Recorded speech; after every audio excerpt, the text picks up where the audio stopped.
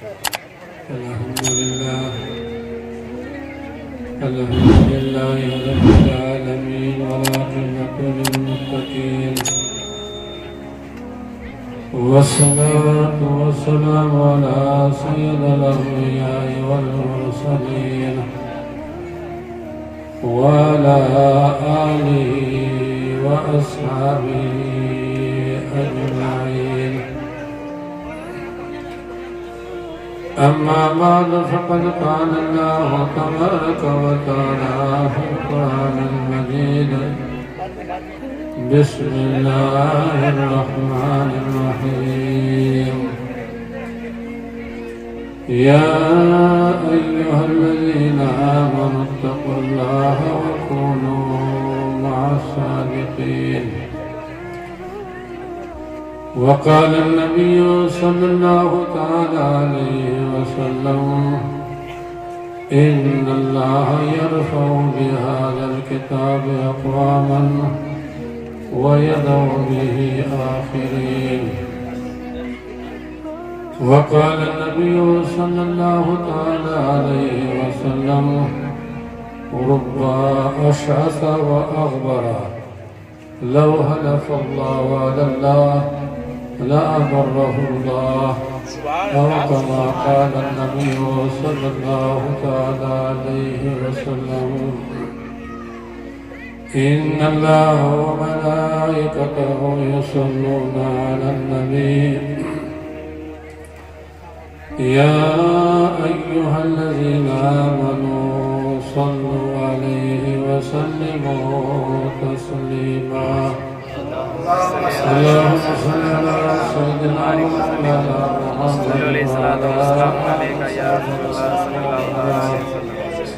محمد وبارك وسلم.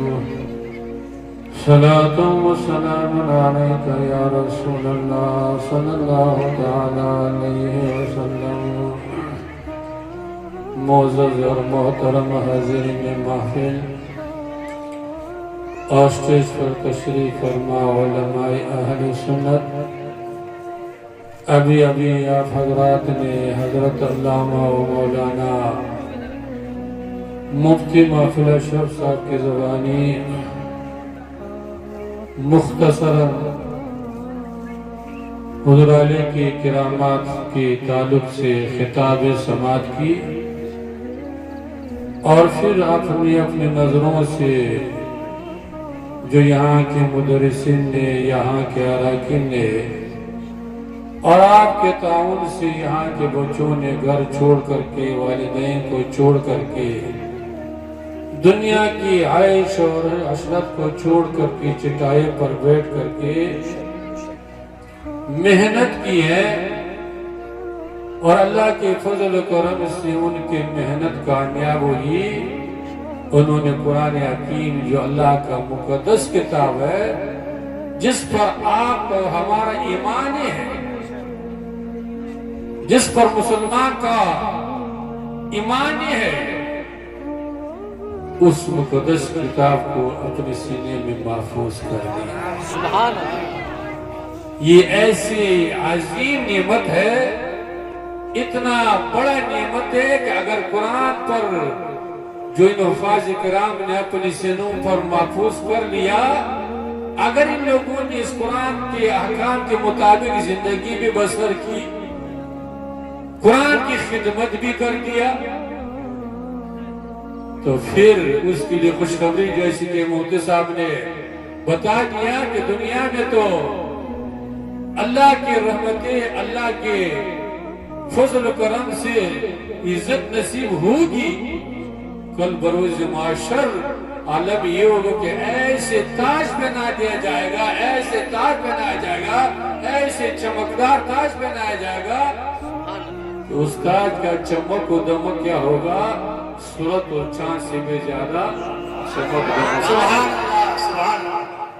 لیکن شرط یہ ہے کہ قرآن حفظ کرنے کے بعد وہ قرآن کے احکام کے مطابق زندگی بسر کرے، قرآن کی خدمت کرتے رہے، قرآن کی تلاوت کرتے رہے، تب کیا ہوگا؟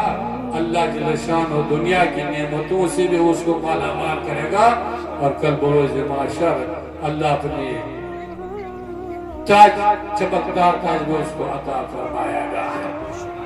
لیکن یہی قرآن تو حفظ کر لیا. اللہ کے رسول فرماتے ہیں اللہم انی نعوذ بکا من قلب لا یخشع ومن علم لا ينفع.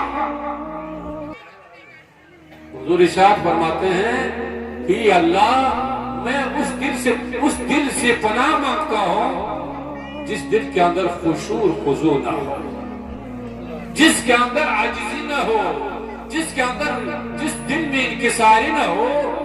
اس دل سے حضور فرماتے ہیں کہ میں اللہ کا پناہ مانگتا ہوں.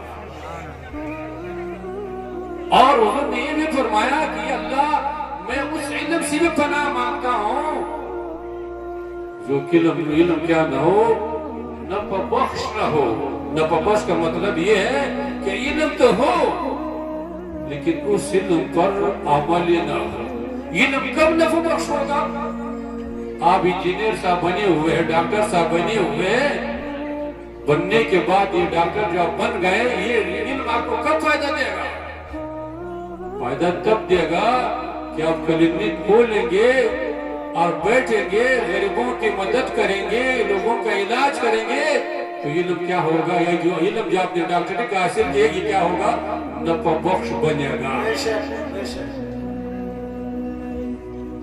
تو وہی ہم لوگ علماء کی جماعت, حفاظ کی جماعت جو اللہ کے فضل و کرم سے اللہ نے قرآن حدیث کا علم ہم لوگوں کو عطا کی ہے, یہ تب نفع بخش ہوگا کہ ہم لوگ کیا کریں, سب سے پہلے اس پر عمل کرنے کی کوشش کریں, اپنی زندگی کو قرآن حدیث کے مطابق بنائیں. تو پھر وہ علم ایسے نفع بخش ہوگا کہ دنیا میں بھی عام تو عام, بادشاہ بھی آپ کے قدم چومتے رہیں گے. سبحان اللہ, سبحان اللہ. وہ خواجہ غریب نواز کون تھے؟ خواجہ غریب نواز جیسے کہ ہمارے معلومات کے مطابق جب یہاں اجمیر شریف میں آئے تھے, چند مسلمانوں کو لے کر کے آئے تھے. کوئی دولت لے کر کے نہیں آئے تھے, کوئی ثروت لے کر کے نہیں آئے تھے, کوئی خاندان لے کر کے نہیں آئے تھے, کوئی تاج لے کر کے نہیں آئے تھے, کوئی چمکدار چہرے لے کر کے نہیں آئے تھے, کوئی تلوار تیر لے کر کے نہیں آئے تھے, بلکہ کیا آئے تھے؟ قرآن لے کر کے آئے تھے, حضور کی سیرت لے کر کے آئے تھے, جس کے وجہ سے بادشاہ بھی حاضر ہوتے رہے, کل بھی چمکتے رہے, آج بھی چمکتے رہیں گے, کیا مقصد چمکتے رہے. کیوں؟ اس لیے کہ خواجہ غریب نے, اللہ والوں نے اپنی زندگی کو کیا کر دیا؟ قرآن پر عمل کرتے ہوئے, حضور کی سیرت پر عمل کرتے ہوئے اپنی زندگی کو اس پر ڈال دیا. دنیا میں بھی چمکتے رہے اور کل بروز بھی انشاءاللہ العزیز اللہ کی بارگاہ میں چمکتے رہے. سبحان اللہ, سبحان اللہ. اس لیے تو حضور فرماتے ہیں اللہم انی نعوذ بک من القلب لا یخشع ومن علم لا ینفع. تو یہ محفل پاک جس میں آپ اور ہم حاضر ہے, یہ ہمارے عقل گچ, مونا گچ اور ٹپا گچ کے مخلصین جب سے حضور عالیہ دنیا سے رخصت ہو چکے ہیں, ان کی یاد میں, ان کی محبت میں, ان کی عقیدت میں منعقد کرتے, ہر سال منعقد کرتے چلے آ رہے ہیں. یہ بھی محبت کا ایک انداز ہے, یہ بھی اپنے بزرگوں سے ان کے کردار کو یاد کرنا, ان کی خدمات کو یاد کرنا. اور حضور علیہ کی خدمت سب سے بڑی, علماء مانے یا نہ مانے, سب سے بڑی خدمت یہ ہے کہ اس علاقہ میں کیا دیا ہے؟ امام اہل سنت امام احمد رضا خان کا عقیدہ دیا ہے. نعرہ تکبیر, نعرہ رسالت, نعرہ رسالت. تقریب حضور عالی, فیضان سرکار حضور عالی, فیضان سرکار بابو حضور, مسلک اعلی حضرت. نعرہ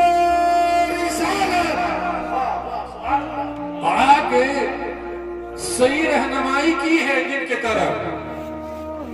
اور ایمان اتنا عظیم دولت ہے، یہ تو کل نہ پتہ چلے گا. آج تو آپ کے ہمارے نزدیک ایمان کا کوئی اہمیت نہیں ہے.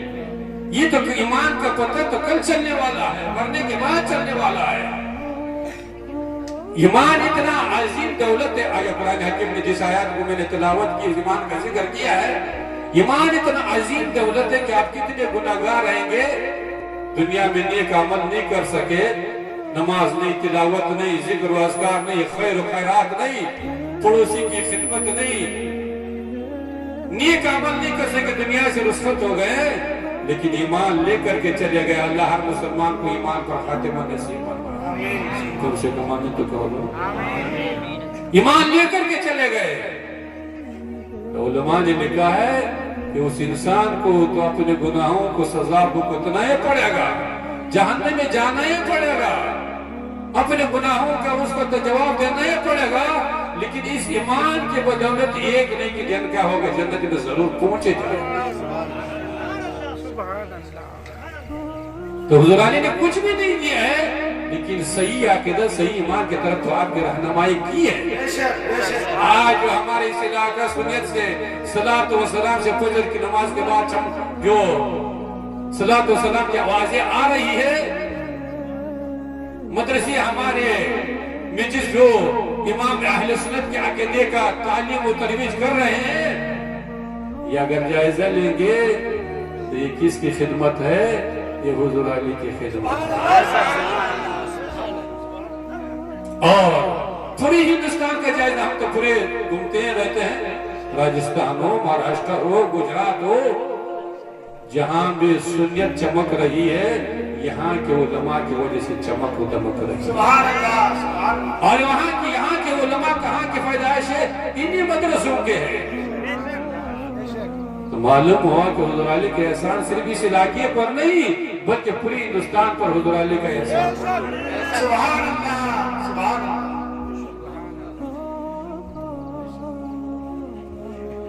تو ہمارے یہاں کے لوگ حضور علی کی عقیدت و محبت میں اظہار کرتے ہیں.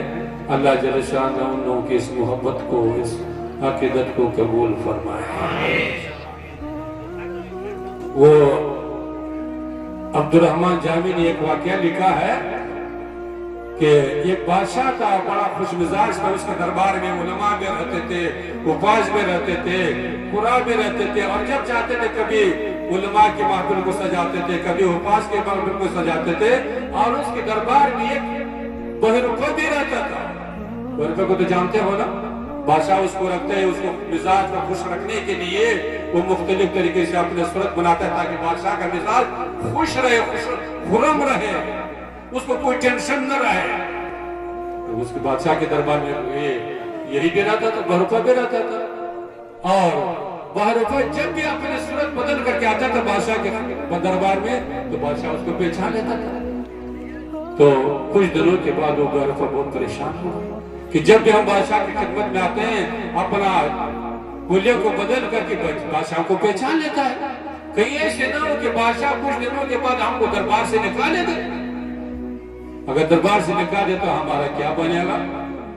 تو ایک دن بادشاہ کی خدمت میں حاضر اور کہا کہ بادشاہ، ہم تو جب بھی آتے ہیں آپ کے خدمت میں، آپ کے دربار میں اپنے حلیہ بدل کر کے آپ ہم کو پہچان لیتے، ایک بار ہم کو موقع دیجیے. اگر اس میں ہم کو آپ کو دھوکہ دے دیا پھر ہم کو دربار سے نکالے دیجیے. تو بادشاہ نے کہا کہ ٹھیک ہے، ایک بار موقع تو دیں گے. اگر ہم نے آپ کو نہیں پہچان لیا تو جو چیز آپ مانگیں گے، چاہے بادشاہ مانگیں گے تب بھی دے دیں گے. ٹھیک ہے. وہ روپے گیا، باہر نکل گیا تو اب تیاری کر رہا ہے. اس نے کیا کر لیا ہے؟ مسلح خرید لیا ہے، لوٹے لے لیا ہے، تسبیح لے لیا ہے، اور چہرے پر سنت رسول کو سجا لیا ہے. اور جہاں مین راستہ ہے جسے لوگ آتے جاتے دربار کے بادشاہ کے دربار کی طرف، اس میں بیٹھ گئے. اور بیٹھ گئے کیا کر رہا ہے؟ تسبیح پڑھ رہا ہے، اللہ اللہ کا ذکر کر رہا ہے. اسے بھی لگا ہوا، لوگ دیکھ رہے ہیں. اس کے تسبیح کو دیکھ کر کے لوگ اس پر بڑے احترام کی نگاہ ڈالتے ہیں، احترام میں تعظیم کرتے ہیں. تو وہاں کے جو قریب کے لوگ تھے اس کے عقیدت مند بن گئے، اور ان کے پاس کوئی کانا لا رہا ہے، کوئی پیسہ لا رہا ہے، کوئی کچھ لا رہا ہے، لیکن وہ نہ پیسہ لے رہا ہے نہ کسی کا کانا لے رہا ہے، بلکہ اپنے تسبیح میں لگائے ہوا ہے، تسبیح پڑھ رہا ہے۔ تو یہ خبر جا کر کے بادشاہ تک پہنچ گئی کہ آپ کے دربار کے نیچے میں راستے پر ایک اللہ والا بیٹھا ہوا ہے، نہ کسی کا پیسہ لے رہا ہے نہ کسی کا کانا لے رہا ہے، صرف ذکر ہی میں لگا ہوا ہے، صرف اللہ اللہ کر رہا ہے، وہ کوئی اس کا کام ہی نہیں۔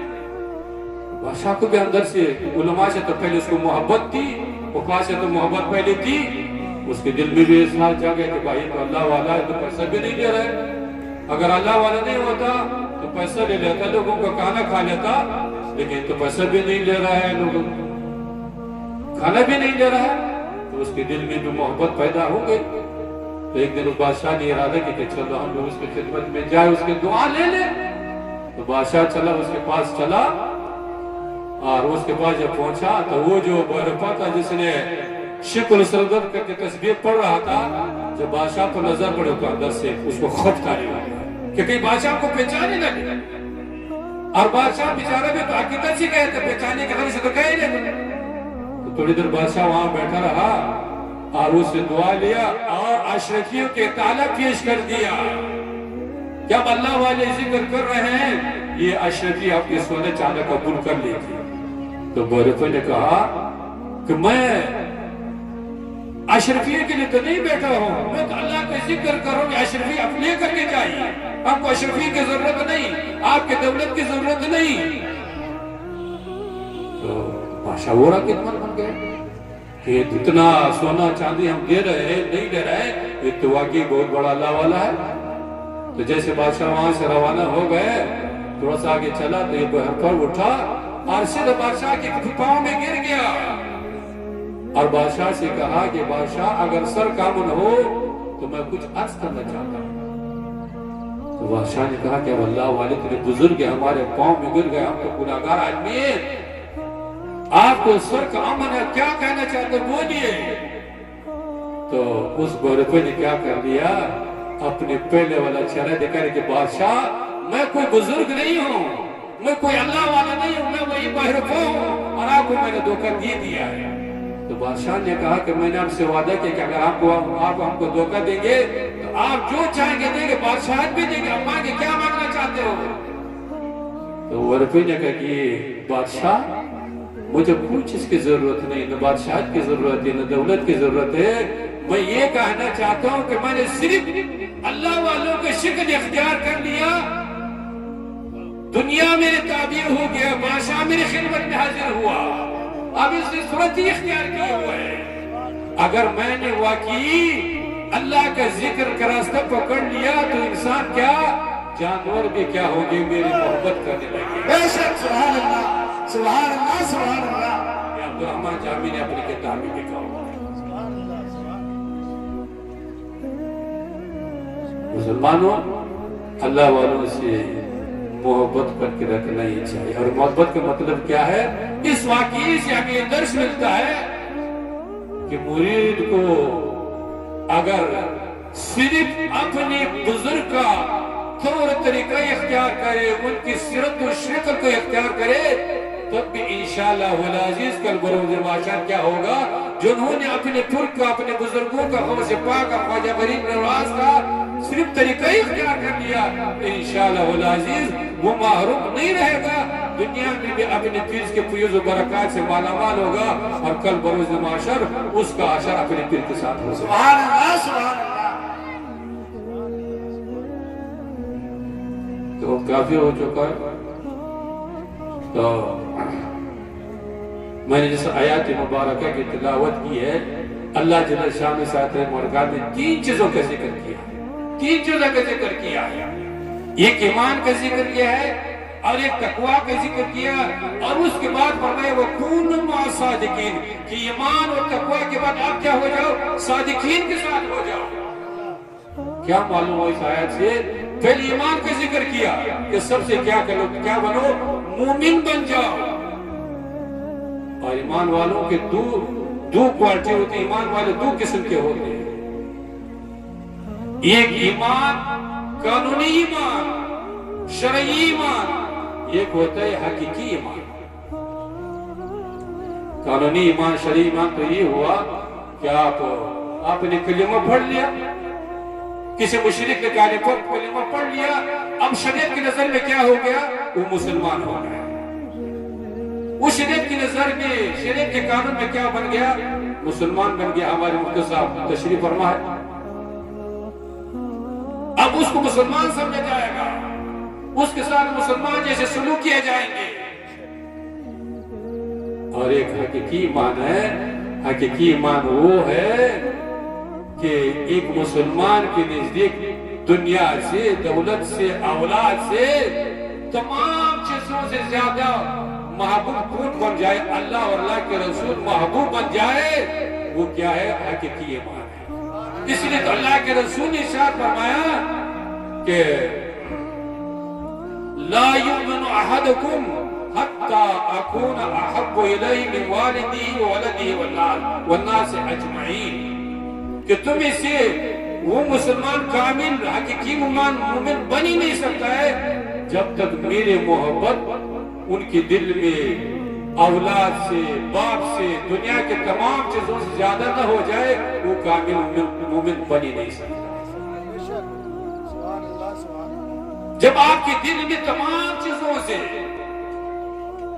کوٹھی سے، زمین سے، جائیداد سے، تجارت سے، ماں باپ سے، بیٹی سے، بیوی سے، تمام چیزوں سے زیادہ اللہ اور اللہ کے رسول کی محبت آپ کے دل میں آ جائے گا، تب آپ کے دل میں کیا ہوگا؟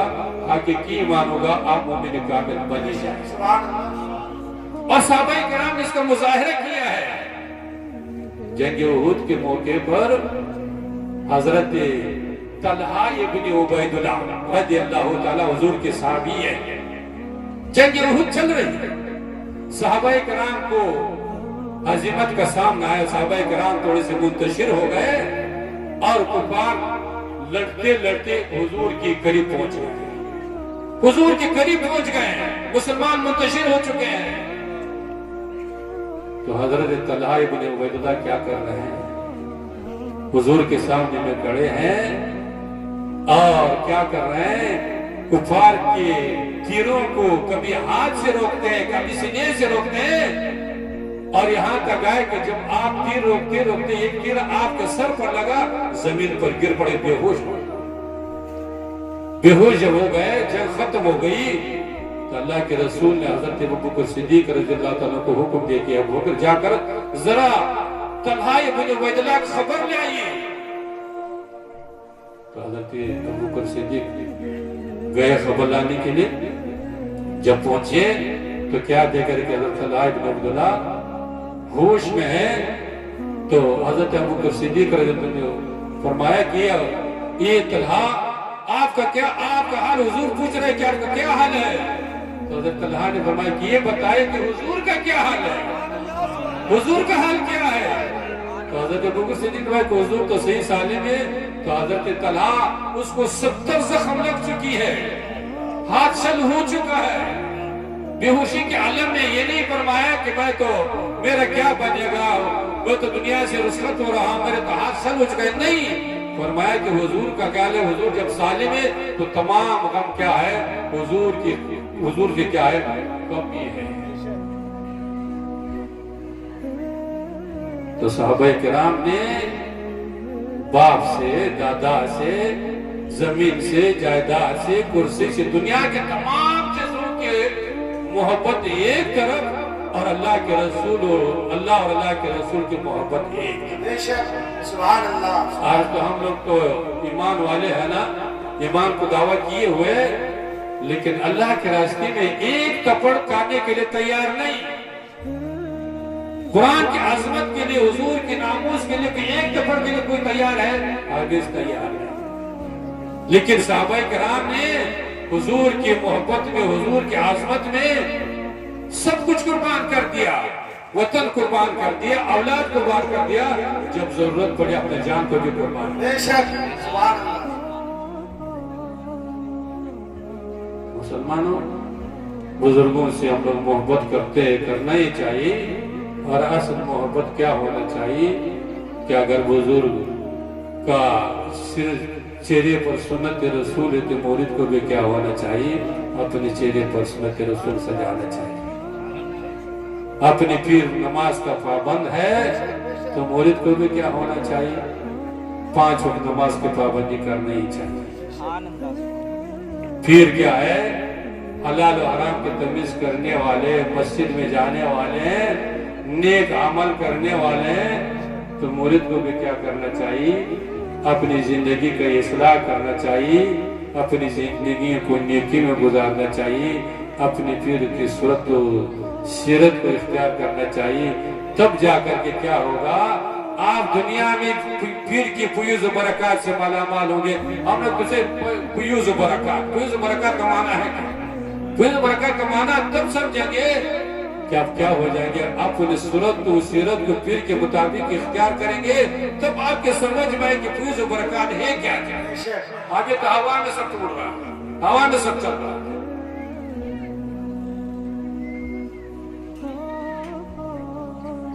और दूसरे अल्लाह जल्ल शान या अय्युहल्लज़ीना आमनू तक़ुल्लाह, अल्लाह ने पढ़े कि ईमान रहो, सबसे पहले ईमान का, जिसके बाद तकवा का जिक्र किया है।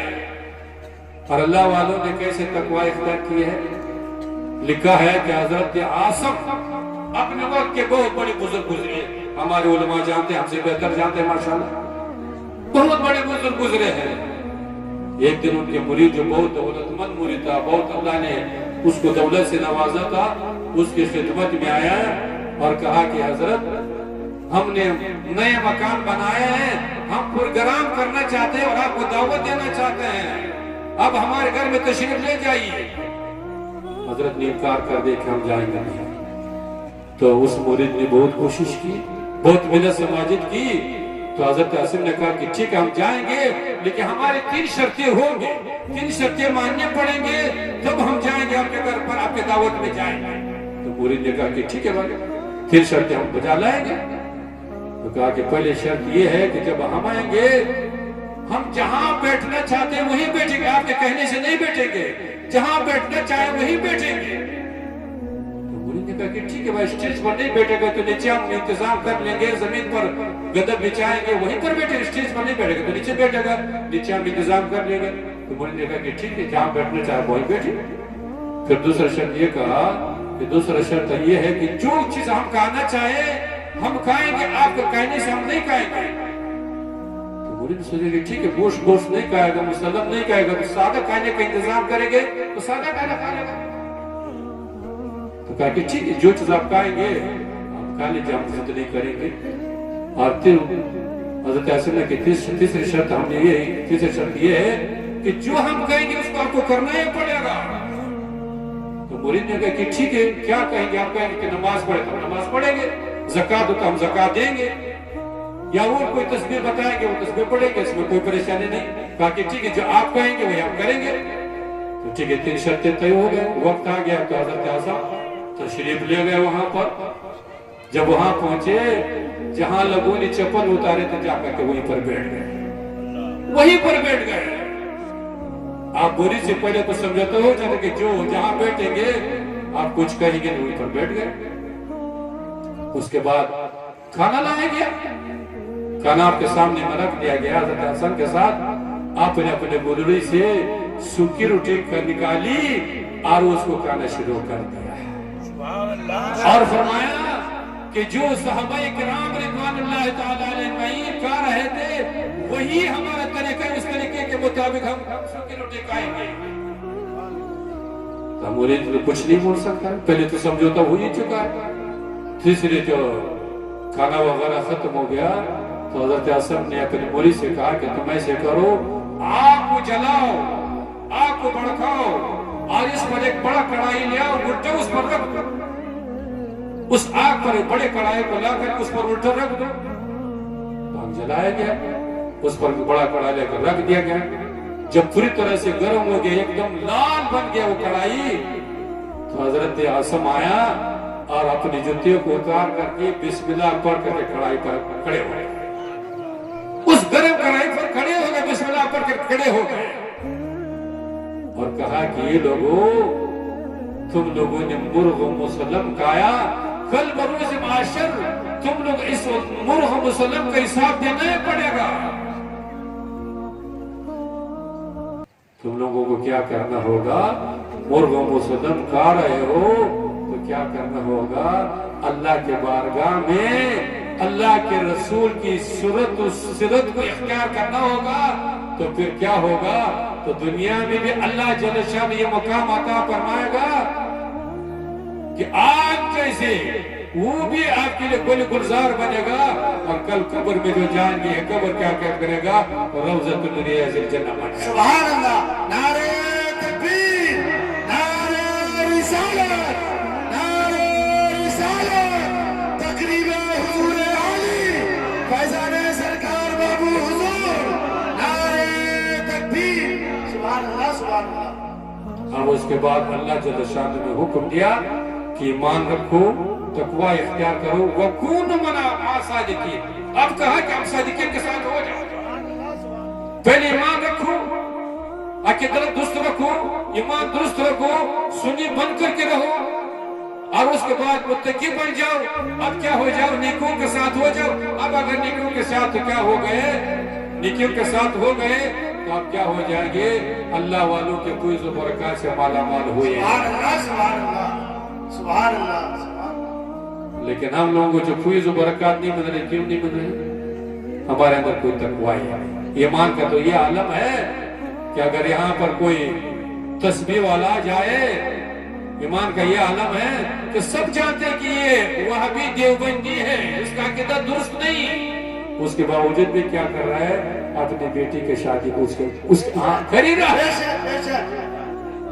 یہ آپ کی ایمان کی کمزوری ہے، یہ آپ کے عقیدے کی کمزوری ہے.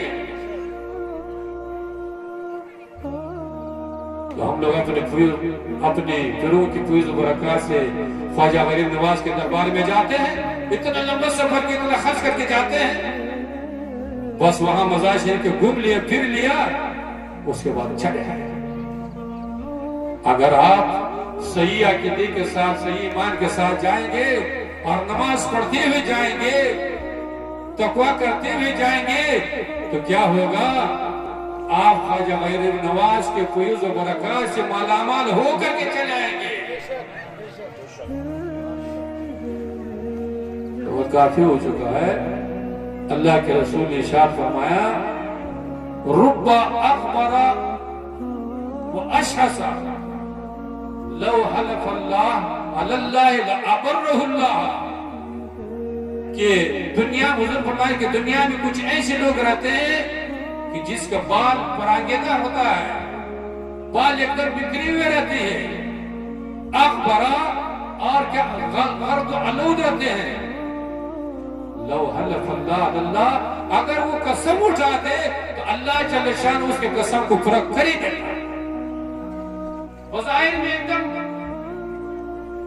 کوئی ٹپ ٹاپ نہیں، کوئی کریم پروڈر نہیں، جیسے آج کل ہم لوگ پیروں کا انداز ہے نا. آج کل پھر تو یہ سمجھا جا رہا ہے کہ بڑا کھبا اور چبا ہوگا، خوب کریم لگاتا ہوگا، پاؤڈر لگاتے ہوگا، چمک دمک ہوگا. آج کل اس کو پھر سمجھا جا رہا ہے. لیکن اللہ کے رسول فرماتے ہیں کہ دنیا میں کچھ ایسے لوگ رہتے ہیں کہ بظاہر کیا ہے، کوئی ٹپ ٹاپ نہیں ہے، پڑے رہتے ہیں، گرد و غبار اس کا چہرے پر گرد و غبار ہے، بالوں میں کوئی تیل نہیں، کوئی کنگھی نہیں، پراگندہ بال ہے. لیکن ان کا مقام یہ ہے، حضور فرماتے ہیں اس کے مقام کو بیان کرتے ہیں، اس کا مقام یہ ہے کہ اگر وہ کسی شخص پر قسم اٹھائے کس کو ہو نہیں ہے، تو اللہ جل شان اس کے قسم کو پورا کر ہی دے. سبحان اللہ سبحان اللہ سبحان اللہ سبحان اللہ. اور بخاری شریف میں آتا ہے کہ حضرت انس کا ایک چاچا تھا نظر، یہ بہت ہی فقیر قسم، صحابہ میں تو مختلف صحابہ کرام تھے، بہت فقیر قسم کے صحابی تھے. تو اس کا ایک بہن تھا، کسی یہودی عورت کے ساتھ اس کے بہن کی جھگڑا ہو گیا، اور اس کے بہن یہودی کی عورت پر مکہ مارا. یہودی عورت کا دان ٹوٹ گیا. جب دان ٹوٹ گیا تو یہودی نے جا کر کے حضور کی خدمت میں مقدمہ پیش کر لیا کہ جو نظر کی جو بہن اس نے ہمارے ایک عورت کے منہ پر مکہ مارا اور اس کا دانت ٹوٹ گئی، اس کا بدلہ ہم لوگ لیں گے، اس کا قصاص دینا ہی پڑے گا۔ تو صحابہ کرام نے یہودیوں کو بہت سمجھایا کہ تم لوگ کیا کر لو، اس کا بدلہ تاوان لے لو۔ وہ تیار نہیں ہو کہ نہیں ہم لوگ قصاص لے لیں گے۔ جب قرآن میں حکم آیا ہے السن بالسن، اس کو بدلہ لیں گے۔ تو جب اللہ کے رسول وہ تیار نہیں ہوا تو حضرت حضور صلی اللہ علیہ وسلم نے حضرت نظر سے فرمایا کہ اب تم کو کیا کرنا ہوگا، اس کا بدلہ دینا ہی پڑے گا، اس لیے کہ قرآن کا حکم ہے۔ تو جیسے اس کو قریب لایا گیا تو اللہ کے رسول نے فرمایا کہ تم لوگ ایسے کرو، ایک بار پھر جا کر کے اس یہودی سے پوچھ لو، اگر ہو سکتا ہے اس کے دل میں رحمت آیا کو تاوان لے لے۔ تو دوبارہ جب وہ یہودیوں کے پاس گئے تو یہودی نے کیا کہا کہ نہیں ہم لوگ قصاص نہیں لیں گے بلکہ اس کا تاوان لیں گے۔ میں نے تیار ہو گیا تاوان پر۔ تو اس وقت اللہ کے رسول نے فرمایا رب اکبر اشہز لو حلف اللہ علی اللہ لابرہ اللہ۔ یہ حضرت نظر جو اللہ کے رسول کے ثابت اتنی قسم اٹھائی تھی کہ کیا ہوگا کہ اس کا دانت نہیں توڑا جائے گا، تو اللہ جل شانہ اس یہودیوں کے دل میں ڈال دیا اور وہ کیا ہو گیا، تاوان پر تیار ہو یہ گئے، قصاص چھوڑ کے تاوان پر تیار ہو گئے۔ تب حضور نے فرمایا رب اکبر اشہس لو حلف علی اللہ لابرہ اللہ، کہ کچھ ایسے لوگ دنیا میں رہتے ہیں کہ اگر وہ قسم اٹھا دے تو اللہ جل شانہ اس کے قسم کو پورا کرے گا۔ سبحان اللہ، سبحان اللہ۔ تو اللہ والوں کے تو بڑا مقام ہے، لیکن اللہ والا ہو تو ہم لوگ کوئی اللہ والے ہیں؟ 5 وقت نماز پڑھ لیا تو ہر جلسے میں ہم لوگ سنتے سنتے تو ایک دم ہم تو پانی ہو جاتے بھائی۔ نماز تو پڑھے تو ہر مسلمان کو پڑھنا ہی پڑے گا۔ اللہ والے تو وہ تھے خواجہ فرید نواز، اللہ والے تھے نا، پوری طاقت ایک طرف، کفار ایک طرف اور اللہ والا ایک طرف۔ شکست کس کو ہوئی، تباہی کس کو ہوئی، بربادی کس کو ہوئی؟ پوری طاقت کفار کے طاقت کو کل بھی شکست ہوئی تھی، آج بھی اگر ایسے اللہ والا پیدا ہو جائے تو شکست ہوتا ہے۔ بے شک، سبحان اللہ۔ آج تو اللہ والے کیا ہے، مرغ مسلم میں لگے ہوئے ہیں، پھر یہ ڈیمانڈ کر رہے ہیں کہ ہم آ رہے ہیں، ہمارے لیے اسی کا انتظام کرنا ہی پڑے گا، مرغ مسلم بنانا ہی پڑے گا، توشک بچانا ہی پڑے گا، ایسے روم کا انتظام کرنا ہی پڑے گا، اتنا نذرانہ دینا ہی پڑے گا، تب اللہ والا آیا۔ بے شک، بے شک۔ اللہ والا تو وہ دے گا۔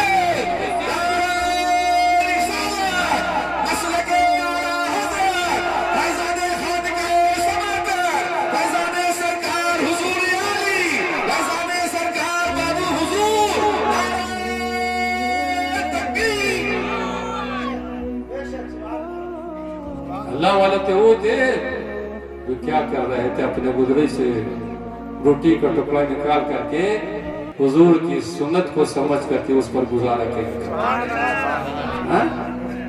خواجہ فرید نے کم پریشانی اٹھائی ہے، ذرا مفتی صاحب کے تقریر اس بارے میں کبھی سن لیجیے، کیسے کیسے تکلیف، کیسے کیسے پریشانی اٹھائی ہے، لیکن آپ نے کبھی قرآن کا دامن حضور کی سیرت کو چھوڑا نہیں، کبھی نماز کو چھوڑا نہیں، کہ تلاوت کو نہیں چھوڑا ہے، جس کے نتیجہ یہ ہوا کہ اس وقت کے جو راجات تھے نا پرتھوی کی راج، صرف وہ نہیں بلکہ تاریخ نے لکھا ہے کہ 90,000 مشرکین نے اسلام قبول کر لیا ہے۔ آج تو ہمارے مسلمان جا کر کے مشرک بن رہے ہیں، ہماری بیٹی جا کر کے غیروں سے شادی کر کے چلے جا رہے ہیں، مندروں میں جا رہے ہیں، جا رہے ہیں کہ نہیں جا رہے؟ یہاں تو خیر اللہ کا شکر مسلم علاقہ ہے، ہمارے دربھنگا میں، بہار میں ایسے مسلمان ہیں کہ تھوڑی لکھی لڑکی، بی پاس لڑکی، خاندانی لڑکی، خوبصورت لڑکی، چمار کے ساتھ جا کر کے شادی کر لیتے مندر میں جاتے، چمار کے ساتھ۔ ہمارے بغل میں مہتر رہتا ہے، ہم لوگ جو خانقاہ جاتے ہیں تو دیکھتے ہیں مہتروں کا وہاں ایک مالا ہم لوگ کے بغل میں ہے۔ ایک دن ایک بڑھیا ہمارے پاس ہے، ہم بیٹھے ہوئے ہمارے پاس آئے کہ ہمارا گھر تو یہ ہو گیا ہے، منحوس ہو گیا ہے۔ اس کو اپنے زبان میں دوسرا کچھ بولتے کہ منحوس ہو گیا۔ ہم کہا کہ کیسے منحوس ہو گیا؟ کہ منحوس اس ہو گیا کہ ہمارا بیٹا دلی میں رہتا تھا کام کرتا تھا، وہاں سے مسلمان لڑکے لے کر کے چلایا ہے، مسلمان لڑکے لے کر کے چلے، ہمارا گھر تو منحوس ہو گیا۔ ہم کہا کہ اس کو بگا دو، گھر سے نکال دو، کہتے ہیں کہ اس کو نکال رہا ہے، گھر سے بگا رہا ہے تو لڑکے جائے ہی نہیں رہی۔ ہم کہا کہ ہم کیا کریں گے، اس میں تو ہمارا کوئی کام ہی نہیں۔ کچھ دن کے بعد پھر وہ بڑھیا آئی، کہا کیا بولے، کیا مانگا، کیا بات ہے؟ کہا کہ یہ ہو گیا، ہمارا بیٹا بھی چلا گیا، وہ لڑکی بھی دونوں دن تک واپس چلے۔ اب مسلمان کا یہ حال، یہاں تو اللہ کا شکر ہے شادی بھی ہو رہی ہے، لیکن یہاں سب سے بڑی کمی یہ ہے کہ دان ہوتا ہے، اس کا ایک دم عروج پر جا رہا ہے، پنڈال ایک دم عروج پر جا رہا ہے۔ ایک پنڈال پر مسلمان کتنا خرچ کر رہا ہے؟ 2 لاکھ 2.5 لاکھ ایک پنڈال پر خرچ ہو رہا ہے۔ اور اب یہاں مدرسے کے لیے چندہ مانگے، مفتی صاحب یہ گھنٹہ پسینہ بہائیں گے تو بمشکل کیا ہوگا، کوئی 100 روپے، کوئی 500 روپے، کوئی 2000 روپے دینے کے لیے تیار ہے۔ اور پنڈال میں کتنا خرچ کرے گا؟ 2 لاکھ 3 لاکھ ایک پنڈال میں خرچ ہو رہا ہے۔ تو کیا اللہ کے بارگاہ میں آپ کو جواب دینا نہیں پڑے گا؟ کتنی بچیاں ہیں، مسلمان بچے، خوبصورت بچے ہیں، پڑھی لکھی ہیں، خاندانی ہیں، لیکن آپ کی پنڈال کی وجہ سے، آپ کے دار و دہیج کی وجہ سے اس غریب بچے کی شادی ہی نہیں ہو رہی ہے۔ ہم تو علاقے میں دیکھ رہے ہیں نا، غریب بچی ہے، خوبصورت، بہترین خوبصورت ہے، خاندان والی ہے، حیا والی ہے، پڑھی لکھی ہے، لیکن آپ کے پنڈال کی وجہ سے 2 لاکھ پنڈال جو بنا رہا ہے، اس پنڈال کی وجہ سے اور آپ کے 4 چکر کی وجہ سے اس غریب بچی کی شادی نہیں ہو رہی۔ اس کا ذمہ دار کون ہے؟ اور ہمارے علماء تو اسٹیج پر تو کوئی اس کا اظہار ہی نہیں کر رہے ہیں۔ ہمارے علماء کو تو یہ ہونا چاہیے کہ ایک تنظیم بنا کر کے ابھی ارادہ کر لیتے کہ ہم لوگ اس لڑکی کا نکاح نہیں پڑھائیں گے، جو کیا کرے گا 2 لاکھ روپے ڈال سجائے گا، اس لڑکے کا تو ہم نکاح نہیں پڑھائیں گے، جو کیا کرے گا لڑکی سے کوئی ڈیمانڈ کرے گا کہ موٹر سائیکل دو تو 4 چکر دو تو فریج دو تو اے سی دو، جو ڈیمانڈ کرے گا اس کا تو ہم لوگ نکاح ہی نہیں پڑھائیں گے۔ لیکن مصیبت ہے کہ مولانا صاحب کو اگر 2000 4000 تما دیا تو حرام کو بھی حلال بنا کر کے رکھا۔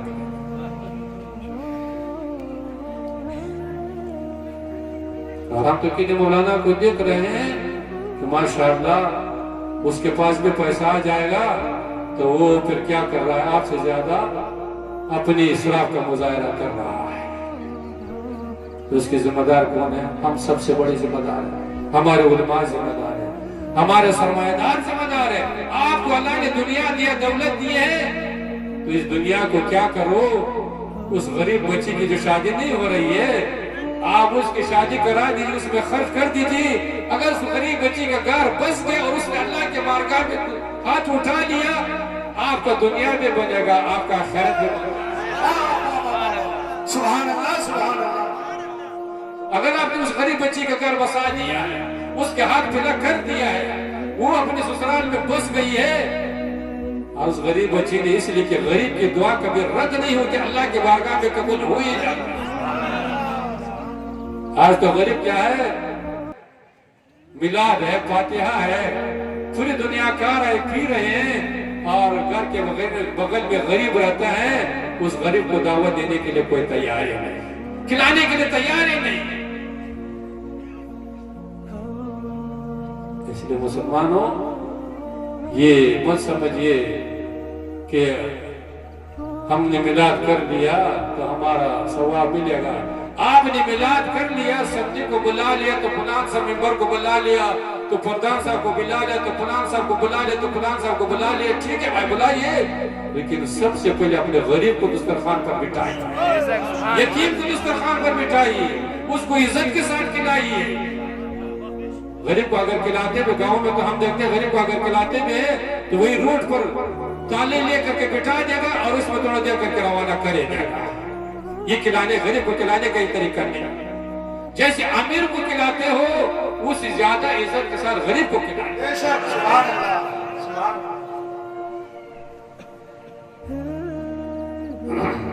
وقت کافی ہو چکا ہے اور پھر آپ لوگ سنتے سنتے تک گئے.